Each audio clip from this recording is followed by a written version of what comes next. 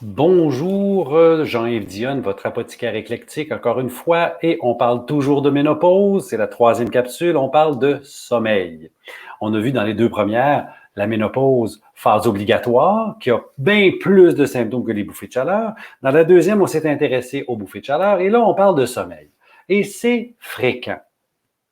C'est fréquent plus chez madame que chez monsieur, probablement. Là, c'est moi le macho qui parle, parce que les femmes sont plus préoccupées par des choses en particulier.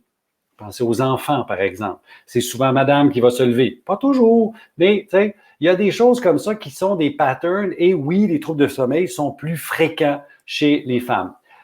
Au Québec, on est des champions. Sérieusement, là, on a vu une augmentation des prescriptions pour les médicaments pour dormir. C'est donc que c'est un problème réel. Et non, le médicament n'est pas la réponse. C'est même une très mauvaise réponse parce que ça augmente les risques de dépendance, ça augmente les risques de maladie, ça augmente les risques de décès 5 fois plus. Pas 50%, là. Donc, le fait de prendre un médicament pour dormir aura des impacts, même si vous prenez un Z, Zopiclone, hein, les médicaments Z qui sont supposés avoir moins de dépendance, ils peuvent donner des problèmes de chute, ils peuvent donner toutes sortes de problèmes, des problèmes d'attention dans la journée.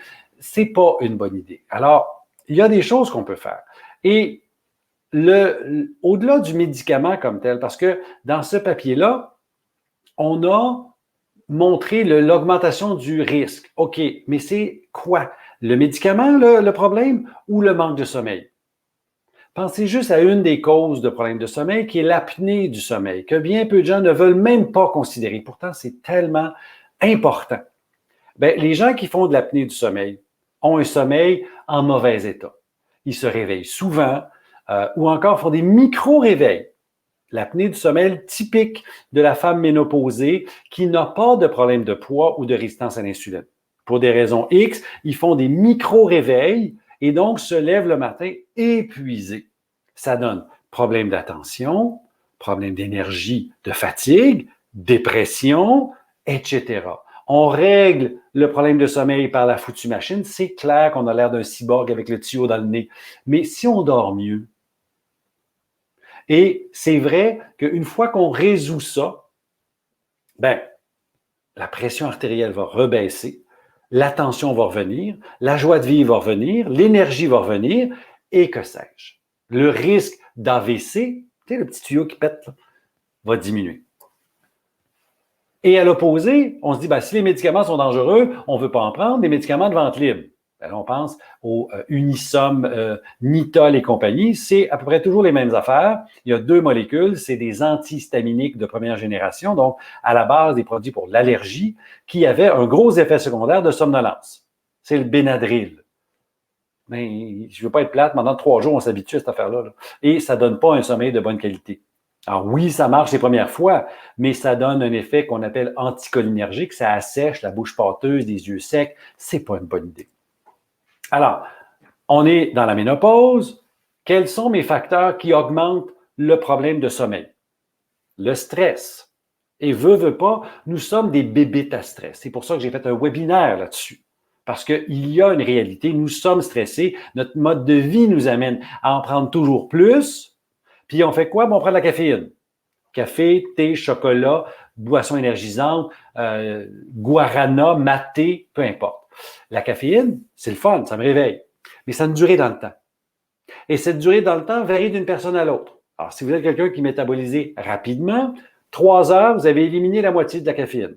3 heures plus tard, on est rendu à 75 50 à chaque fois.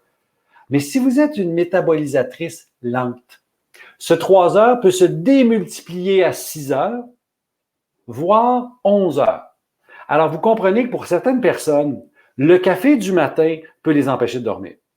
Et paradoxalement, le café du soir, parce que j'ai besoin de travailler à soir, je prends un café au souper, il ne me réveille pas la soirée. Je suis aussi, puis il m'empêche de dormir. Donc, soyez consciente que la caféine a un effet pervers et elle est omniprésente dans notre vie.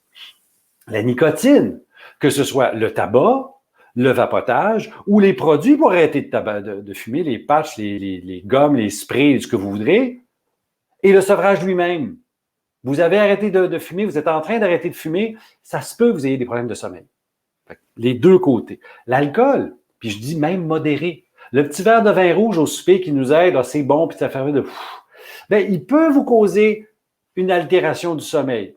Soyez vigilante pour le voir. Puis ça, c'est très, très individuel. Il y a des gens chez qui c'est vrai, d'autres, c'est pas vrai. À l'opposé, si vous avez été quelqu'un qui a bu beaucoup, et là, vous arrêtez, même si vous n'étiez pas alcoolique, là, vous avez bu 2-3 verres presque tous les jours pendant un grand bout de temps, puis là, vous arrêtez, bien, l'arrêt lui-même peut perturber le sommeil. C'est fragile, le sommeil. Et tous les gens, et là, je vais encore une fois lever mon chapeau à toutes les infirmières et tous ceux qui travaillent sur des shifts, des rotations, des quarts de travail. Surtout quand, en termes de gestion, on vous fait changer de quart de travail. C'est l'horreur, le corps n'est pas fait pour ça. Les gens qui travaillent de nuit ont systématiquement un mauvais sommeil. Et qui plus est, la société les tire à revenir de jour. Toutes les activités sont de jour. Le médecin, le centre d'achat, etc. Il faut donc être plus brillant, plus intelligent que la société. Et toutes les activités stimulantes. Et là, je vais vous parler de votre ordinateur. Je vais vous parler de faire de l'activité physique le soir. Je vais vous parler d'avoir votre cellulaire, la lumière bleue. Tout ce qui mobilise votre attention. Contrairement à s'évacher puis prendre un livre qui va déconnecter le cerveau. Alors, quand vous écoutez quelque chose, vous faites quelque chose de stimulant, une belle conversation tranquille versus une engueulade. C'est vraiment ça la distinction. Alors, les troubles de sommeil sont véritablement une réalité chez beaucoup de gens. Et la ménopause aggrave ça. Parce que là, c'est juste un rappel de ce qu'on a vu dans la première capsule. Les troubles nerveux sont réels, probablement dus à la dominance estrogénique, la carence relative de progestérone, mais ils sont là, les troubles de sommeil. Donc, il y a comme deux agresseurs qui est là, le style de vie, la caféine et tout ça, et la tempête hormonale. Fait que c'est pas surprenant que beaucoup de femmes se plaignent d'abord de troubles de sommeil, sans même me parler de bouffées de chaleur. Alors, qu'est-ce qu'on peut faire? Première chose, l'activité physique. La marche, ça améliore le sommeil. L'exercice améliore la qualité de vie et réduit les symptômes. Et puis ça, c'est le fun. C'est une étude où on a comparé, c'est très drôle, les exercices aérobiques versus les exercices en résistance, donc les poids et haltères. Et on s'est aperçu que l'aérobique, pour rien les femmes préfèrent l'aérobique, on se sent mieux. Ah, ben toi. Et au total, toute la qualité de vie s'améliore. Alors, le fait de dépenser de l'activité et pour l'activité, de l'énergie, va améliorer la phase de relaxation que représente la nuit. On va aller une étape plus loin. C'est quoi une activité physique? C'est quoi un exercice? Est-ce que j'ai absolument besoin d'avoir un truc structuré qu'un professeur ou un gym? Non. Toute activité physique qui vous fait respirer profondément et vous fait avoir chaud. Alors, pour celles devant moi qui sont grand-mères, jouez avec vos petits-enfants, là. Ça donne chaud, ça fait respirer, mais c'est le bonheur. Puis le soir, vous êtes fatigué. C'est ça. Alors, plus dans ma journée, je suis capable d'aller chercher cette dépense énergétique-là à l'intérieur de mon horaire, mieux je dors.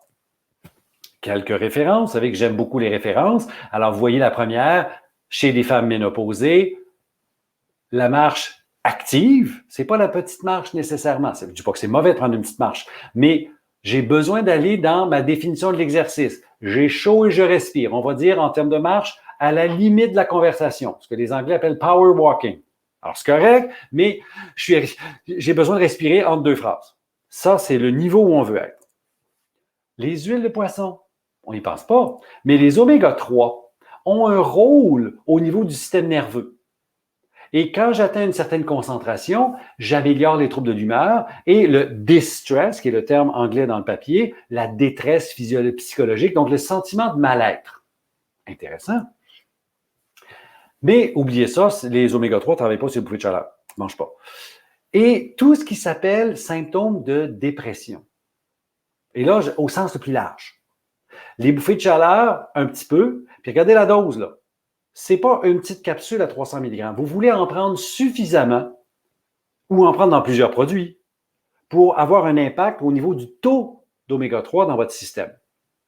Alors, on a vraiment un impact des oméga 3 sur un paquet de symptômes. Et donc, on veut des dosages significatifs pour obtenir les effets sur l'humeur. Non, ça ne fait pas dormir. Mais si les troubles de l'humeur, la sensation de détresse et de dépression diminuent, mon sommeil va s'améliorer.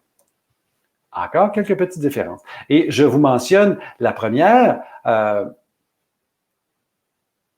c'est deux études différentes par la même équipe, hein? Michel Lucas, ça se passe à Québec, à l'hôpital, le siège était à l'hôpital Saint-François-d'Assise, donc en Limoilou, et c'est vraiment une étude de chez nous. Ah, c'est intéressant. Et les deux sont intéressants parce que c'est un petit peu différent comme modèle. Lacté à grappe noire, on en a parlé dans la section bouffée de chaleur. Et oui, ça améliore le sommeil. Donc, non seulement j'ai un impact sur bouffée de chaleur et autres symptômes de la ménopause, mais j'améliore par l'action centrale. Ce n'est pas un truc hormonal. Et c'est légèrement anti-inflammatoire. Encore là, contrairement à ce que je vais voir tantôt, c'est pas quelque chose que je prends pour dormir. C'est pas vrai. C'est quelque chose qu'on prend sur une durée pour, entre autres, avoir un effet sur le sommeil. Très différent comme concept. Ce n'est pas une plante pour aider à dormir. Et je reviens sur le type d'extrait. Là où j'ai le plus de documentation, c'est vraiment des extraits standardisés où je garantis la concentration des principes actifs qu'on appelle les triterpènes ou les glycosides de triterpènes, ce qui est la même chose. Vous savez que j'aime les références, en voilà quelques-unes. Hein? Black Cohosh, c'est lacté à grappe noire, ou Actea racemosa, ou Simicifuga racemosa, la deuxième, c'est tout la même chose. Une autre de mes substances préférées, le magnésium. Le magnésium, il est carencé dans notre société.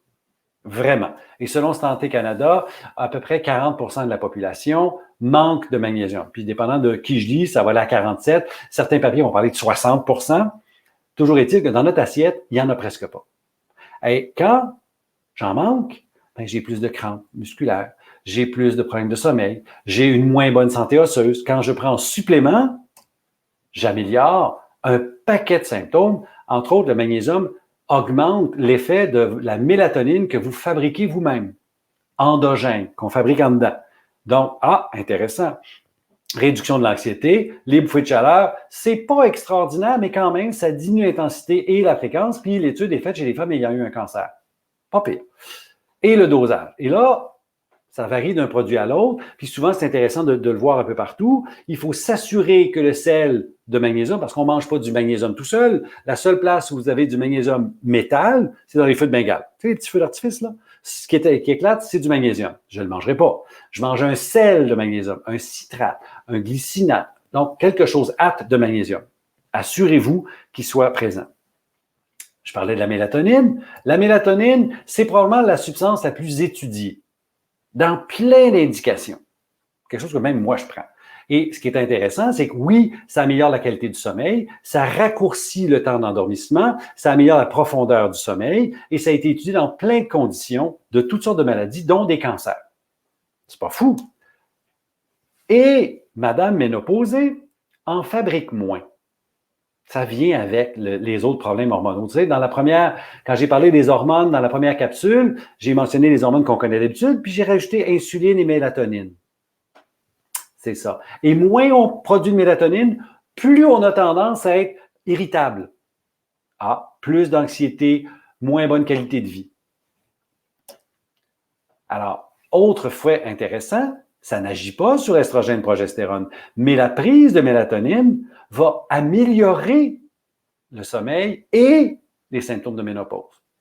Vous voyez que ce n'est pas magique, mais si vous regardez ici, vous avez les femmes qui ont pris de la mélatonine, ici on est à 3 mg, 29 points de réduction par rapport au placebo qui a vu une amélioration de 19 points.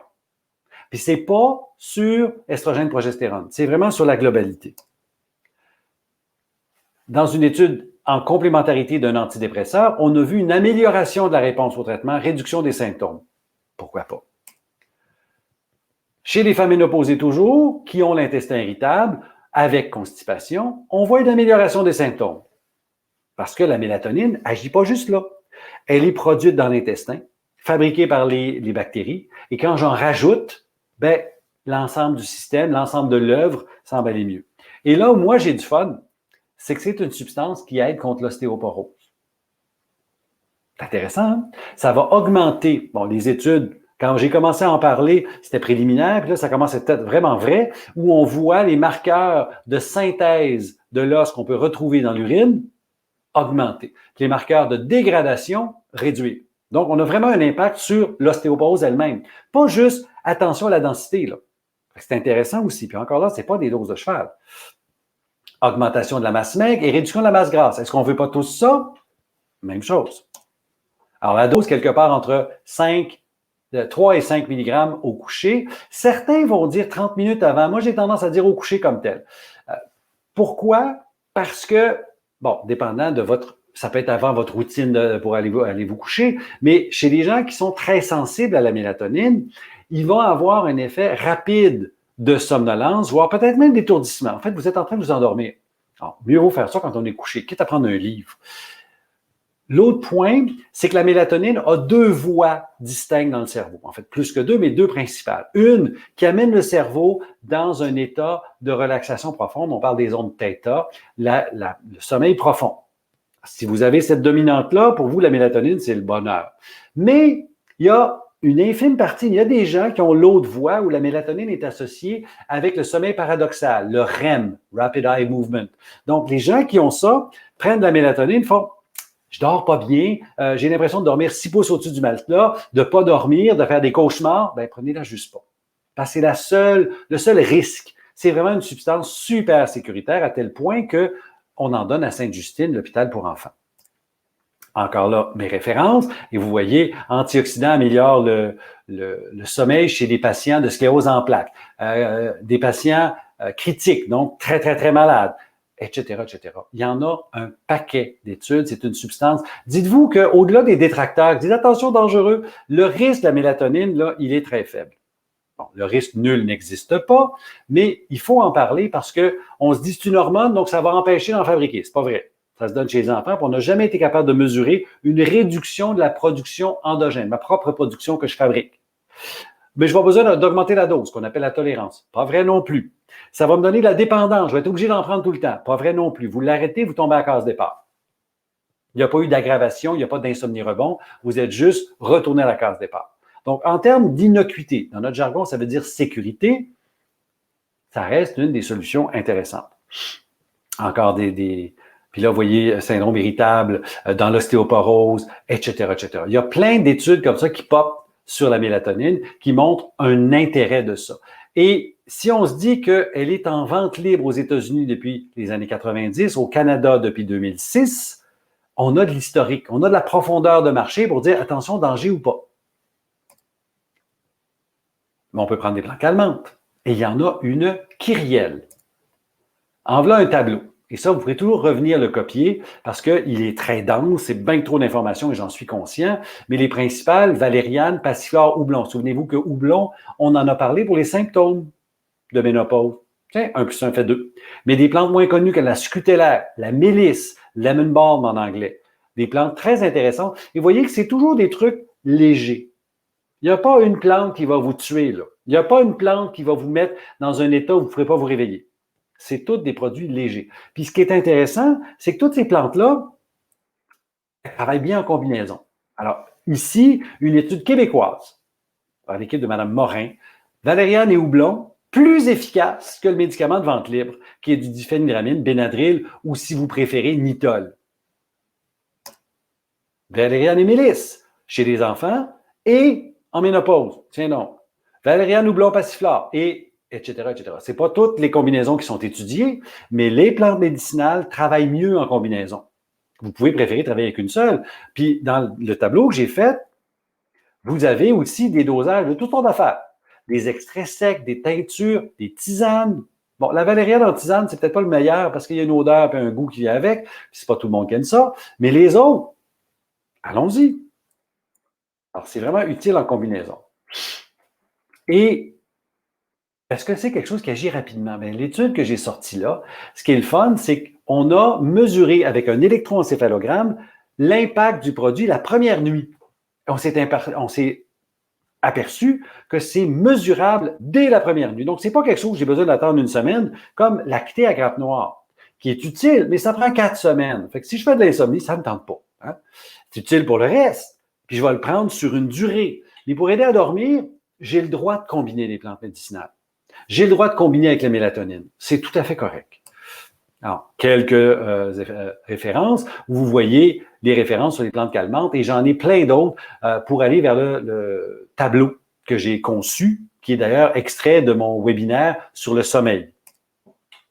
C'était le topo sommeil. On va se revoir pour d'autres caractéristiques de la ménopause. Je vous dis à la prochaine. Salut tout le monde.